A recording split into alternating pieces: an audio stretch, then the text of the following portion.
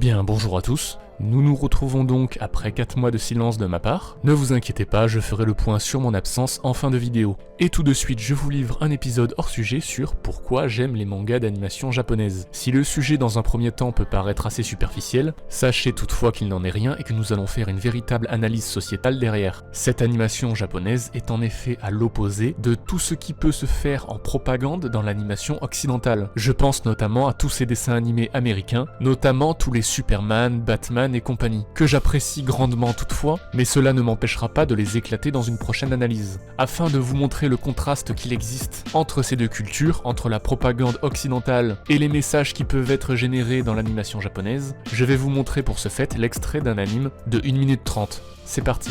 Bonjour à toutes et à tous. En cette belle journée, la floraison des cerisiers a commencé. Hier, Tokyo a connu des températures supérieures aux normales saisonnières, atteignant même les 23 degrés dans certains quartiers. La floraison a eu lieu aux alentours de 14h, et comme chaque année, le spectacle... Avec un soleil pareil, je vais forcément avoir une pêche d'enfer toute la journée. Eh bien, 10 ans après ce tragique événement, l'antenne relais cédera bientôt sa place à la tour Enkudoku, érigée en tant que symbole de paix et d'harmonie. Elle culminera à près de 634 mètres, ce qui fait d'elle la... Oh, bonjour monsieur. Chisato, on a besoin de toi tout de suite. Mince déjà? Mais c'est beaucoup plus tôt que ce qui avait été convenu. Je sais, on a un problème. Pas de bol, juste quand j'allais tranquillement me faire un café. J'aime savourer le calme de la métropole juste avant qu'elle ne s'éveille. Un Tokyo de toute beauté et d'une rare sérénité. D'un naturel bienveillant, les Japonais vivent heureux et en parfaite harmonie. Un Japon civilisé et prospère, dont la capitale est l'une des mégapoles les plus sûres au monde. Les hors-la-loi de tous bords n'y ont tout simplement pas leur place. D'ailleurs, leur simple existence est un affront en soi. Nous les éliminons soigneusement. Ce sont en puissants. Leur existence est éradiquée sans pitié. La paix qui règne dans cette ville a profondément la nature japonaise elle-même. Rien ne nous est plus précieux que cette paix. Et c'est à nous, les Lycoris, que revient la mission essentielle de la maintenir. Bien, je n'ai pas besoin de vous faire un dessin. Pour les Japonais, la vie des honnêtes gens compte bien plus que celle des criminels. Là où dans notre monde occidental, la vie des criminels passe devant celle des honnêtes citoyens. Et ça se ressent jusque dans la propagande qui est faite dans les dessins animés occidentaux. Je vous parlais plutôt en exemple de Superman et Batman. Dans ces dessins animés-là, systématiquement, on va te faire du lavage de cerveau sur le fait qu'il ne faut pas tuer les méchants, que si tu tues un méchant, tu es pire que lui, que c'est du fascisme, que t'es pire qu'un nazi, etc., etc. Systématiquement, les méchants partent en prison, puis ils s'évadent, refont du terrorisme, refont des centaines de morts, se refont capturer et repartent en prison et c'est reparti pour un tour. Et évidemment, nous n'avons pas le droit de sortir de ce cercle-là. Ça ne vous rappelle rien? Eh bien oui, tout à fait, c'est exactement la même chose qui se passe dans la réalité, dans nos pays occidentaux. Le criminel va être enfermé, il va ressortir, il va recommettre des viols, des crimes, des méfaits, il va repartir en prison, il va ressortir, etc. Les crimes multirécidivistes sont monnaie courante dans nos pays occidentaux. Et on nous abreuve de propagande à base de moraline sur le fait que c'est fasciste d'enfermer un criminel à vie ou voire pire, de mettre fin à ses jours. Bien mais revenons à notre anime japonais. À un moment il y a un spot publicitaire qui, si on le traduit, donne ceci. Le Japon, sacrée nation la plus sûre pour la 8e année consécutive. Notre pays a su maintenir une paix durable et gagner la confiance du monde entier. Nous allons créer une contrée où le crime a été éradiqué et où les sourires abondent. Bon, vous voyez que c'est un but qui est quand même extrêmement éloigné de celui de la propagande progressiste occidentale. On me rétorquera que oui, que c'est juste de la propagande dans un manga japonais. Bien, attardons-nous un peu sur la réalité. Le Japon est effectivement l'un des pays les plus sûrs au monde. Je vais quand même rappeler que le Japon est classé 9e parmi les pays les plus sûrs au monde. Pourquoi c'est un des pays les plus sûrs au monde? Eh bien tout simplement parce que là-bas, il n'y a pas de criminels qui ont récidivé 29 fois. Là-bas, il n'y a pas d'émigration. Et là-bas, il y a la peine de mort. Là-bas, quand tu découpes une petite fille en morceaux, c'est toi qu'on va découper en morceaux. Et maintenant, vous allez faire face à toute l'ampleur de la dystopie occidentale avec notre torche-cul favori, à savoir le monde. Ouin ouin, au Japon, la peine de mort dans l'indifférence, c'est horrible. Non, vous ne rêvez pas, ce sopalin à foutre qu'est le monde est en train de se plaindre qu'il y a la peine de mort au Japon. Je vous laisse réfléchir une seconde sur cette dystopie. C'est-à-dire qu'il y a un pays comme la France où la justice est absolument complètement absente, un pays comme la France qui est classé 27e dans les pays les plus sûrs derrière le Mexique dont je vous le rappelle, toutes les 24 heures quelqu'un se fait enlever afin qu'on lui prélève ses organes pour la vente au marché noir, ce pays-là est mieux classé en sécurité que la France. Et c'est un torche-cul comme le monde, symbole de la plus grande défaillance de son pays, qui vient faire la leçon de morale à un des pays qui fonctionne le mieux au monde. Mais chez le monde, il n'y a absolument aucune personne qui s'interroge un peu? Bref, vous l'avez compris, la propagande occidentale souhaite que tous les pays du monde soient des tiers-mondes où l'injustice règne et où les criminels sont impunis. Ils veulent être sûrs que le peuple reste sous oppression. Vous avez donc un aperçu de pourquoi l'animation japonaise m'attire bien plus. Et les sujets qui y sont abordés peuvent être extrêmement variés. Je vous mets l'extrait d'une autre série d'animation japonaise. Ils ont tous l'air parfaitement heureux. Bon, je ferais mieux de me concentrer sur ceux qui ont envie de mourir.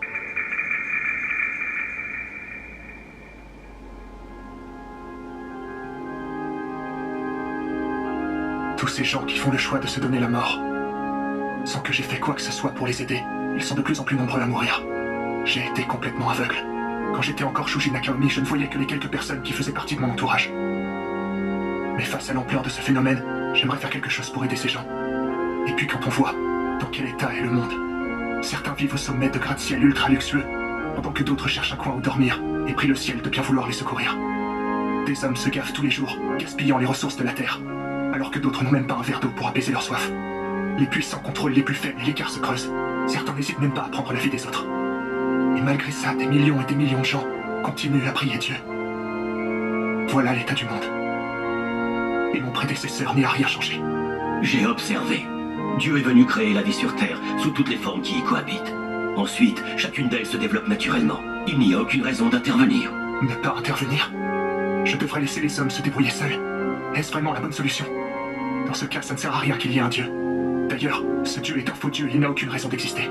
Il y a plus de sujets intéressants abordés ici en 1 minute qu'en 1h30 sur absolument tous les films d'animation occidentaux réunis ces 60 dernières années. En 1 minute, on a parlé du suicide, de la pauvreté, des riches qui se gavent, des puissants qui contrôlent les plus faibles, de la croyance en Dieu, et du sujet pour les croyants que Dieu doit être un être observateur non interventionniste. Et en plus, en 2 secondes, l'anime se permet de nous donner la réponse: non, ce type de Dieu est un faux Dieu. Évidemment, puisque le non-interventionnisme, c'est de la non-assistance à personne en danger. Ça revient à voir une personne se noyer et de se dire non, je ne vais pas aller l'aider, je suis un observateur, je n'ai pas à intervenir. Bref, en 2 secondes, on démonte l'absurdité des arguments tenus par la plupart des croyants qui disent que Dieu n'a pas à intervenir. Tout ça pour justifier son absence et le fait qu'on n'ait jamais vu les conséquences de ses actions. Après, c'est un débat éternel si vous croyez en Dieu ou pas. Je ferai peut-être une vidéo sur ce sujet un jour, qui sait. Enfin bref, vous l'avez compris, ce qui m'attire dans l'animation japonaise, c'est qu'il n'y a pas de propagande progressiste et que les sujets qui y sont abordés sont même à l'opposé en fait du progressisme. Je vais toutefois appeler à la barre un contre-exemple,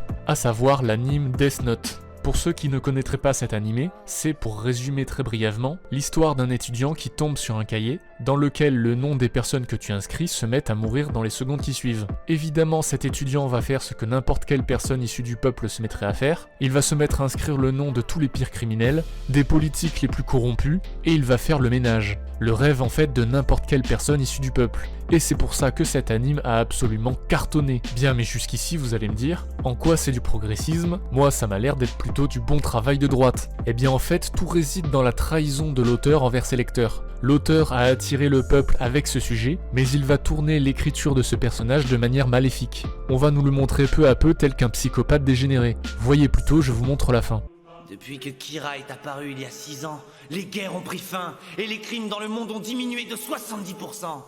Mais on voit tous les jours combien ce monde est encore pourri. Il reste encore trop de pourri sur cette terre. Il fallait bien que quelqu'un agisse. Je sais bien que c'est un crime de tuer les gens. Mais c'est le seul moyen de remettre de l'ordre. C'était la mission qui m'avait été confiée. Tu n'es rien de plus qu'un vulgaire meurtrier. Tu as cru pouvoir devenir un dieu, mais tu n'es qu'un tueur en série complètement fou. C'est tout ce que tu es. Tu ne vaux pas plus que ça. Cet animé a eu du succès parce que les spectateurs s'identifient à Kira. Et en fait, on a là un message directement de l'auteur envers le spectateur. Tu n'es qu'un psychopathe, tu n'es qu'un criminel, un dégénéré, tu ne vaux pas mieux que ça. Si tu trouves que le monde est corrompu et va mal, tu es un vulgaire psychopathe. Si tu veux mettre fin à la criminalité et aux guerres, tu es un psychopathe. C'est en fait radicalement le message de la gauche progressiste aux personnes du peuple qui souhaitent juste la justice. Le progressisme est un outil de maintien de la guerre et de la criminalité. Parce que toute solution qui te permettrait de t'extraire de ce cercle vicieux, d'extraire le monde de la guerre, de la violence et de la corruption, serait une méthode bien trop radicale pour la gauche progressiste, qui te placerait du coup comme élément fasciste. En fait, dans la tête d'un progressiste, Quand l'on dit que l'on veut la paix et la justice, et que pour ça on est prêt à éradiquer les criminels et les corrompus, dans la tête de ce progressiste, nous ressemblons à peu près à ça. Élimination! Élimination! Élimination! Élimination! Élimination! Élimination! Élimination! Élimination! Élimination! Élimination! Élimination! Élimination! Élimination! Élimination!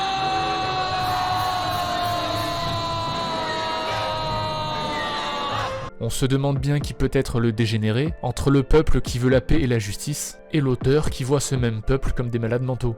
Bon, heureusement, cela reste une exception dans le paysage japonais. Là où en Occident, le progressisme et la moralisation essaient de te faire culpabiliser sur le fait que la vengeance c'est mal afin de te maintenir dans l'inaction et dans l'injustice, afin que les criminels ne soient absolument pas inquiétés, on met les occidentaux dans une situation où on les force à cultiver la rancœur. Là où dans l'animation japonaise, on reconnaît bien volontiers que la vengeance est parfois nécessaire, qu'elle fait beaucoup de bien, c'est profondément libérateur et vertueux,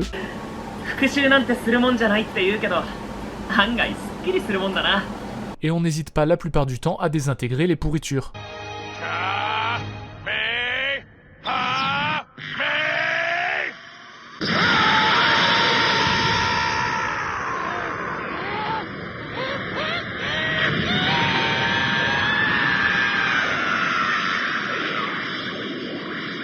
Tu m'étonnes que dans les années 90, les animes aient été censurés en France parce que soi-disant c'était trop violent. C'est surtout que désintégrer des crevures, c'est pas très de gauche. En Occident, on préfère les entretenir et faire en sorte qu'ils aient des prisons confortables pour le peu de temps où ils y restent. En Occident, on s'assure que les criminels aient un confort bien plus important que la plupart de leurs honnêtes concitoyens. Bref, dans tous les cas, j'espère que cette vidéo vous a intéressé et qu'elle vous aura donné envie d'aller voir des mangas. Je peux d'ores et déjà vous en conseiller un, qui est un isekai politique. Il s'agit de Genjitsu Shugi-Yusha no Okuko Seikenki, à mes souhaits, qui donne en anglais How a Realistic Hero Rebuilt the Kingdom. Il n'y a pas de titre officiel en français, mais cela pourrait donner Comment un héros réaliste reconstruit un royaume.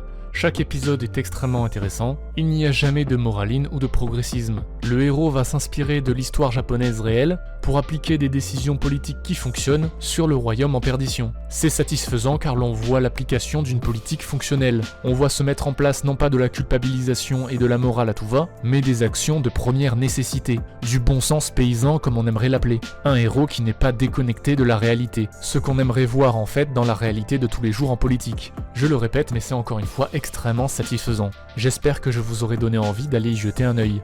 Bien, nous arrivons à la fin de la vidéo. Il est temps que je vous explique ce qui s'est passé pour moi ces 4 derniers mois et pourquoi je n'ai sorti aucune vidéo jusque-là. Eh bien c'est très simple, j'ai déménagé et j'ai enfin réussi à m'extraire de l'esclavage de la location. Mon acquisition et mon emménagement m'ont pris énormément de temps et je ne pouvais plus produire de vidéos. De plus, sachez que pendant cette période, j'ai conservé tous les jours sur mon téléphone les articles de l'actualité. J'ai accumulé plusieurs centaines d'articles que j'ai extraits et screen un à un sur mon ordinateur pour de futures vidéos le correcteur. Ça a été un véritable travail de fourmi et j'ai failli abandonner plusieurs fois tellement la charge de travail était importante. Mais sachez d'ores et déjà que l'avenir de la chaîne est assuré. J'ai du matériel pour produire du contenu pendant au moins 1 an. Donc le correcteur redémarre et il y a du lourd en préparation. Je vous donne donc rendez-vous pour ces prochaines vidéos, n'en ratez aucune. Merci à vous tous d'être restés abonnés pendant cette période de creux et je vous dis à la prochaine, ciao.